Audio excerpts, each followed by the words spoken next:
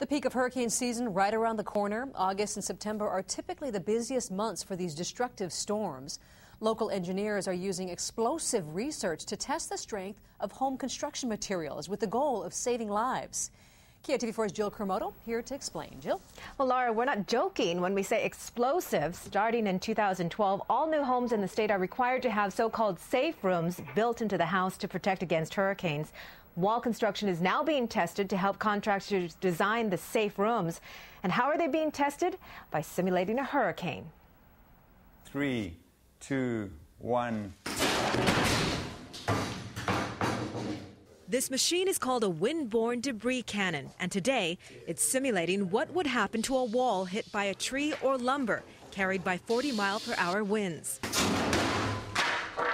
Structural engineers from both UH and the private sector are testing wall construction that can withstand the force of wind-borne debris during a Category 2 hurricane, where winds can reach up to 105 miles per hour. The debris traveling with that wind travels slower than the wind. And particularly a relatively heavy 2x4 won't be traveling at 105 miles an hour.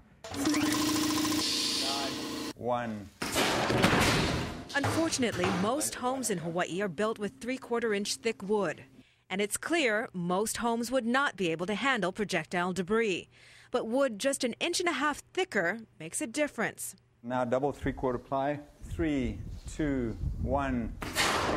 So this time, in contrast to going through the 5/8 plywood, we've put a small dent in the surface of the first piece of 3/4 plywood. The people inside the building are now safe. UH built the cannon with funds from the state. State Civil Defense is managing the project. Still to be built, a facility to test walls against wind pressure. Once the project is complete, contractors will be able to build homes better and retrofit existing homes more affordably against future hurricanes. We don't become as reliant on trying to evacuate to a shelter.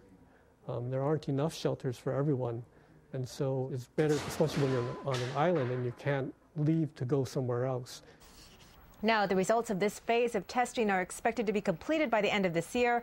Engineers also plan to use the cannon to test window protection. Laura? Yeah, a lot of single plywood homes around here. So, Jill, are there other states that have this type of testing?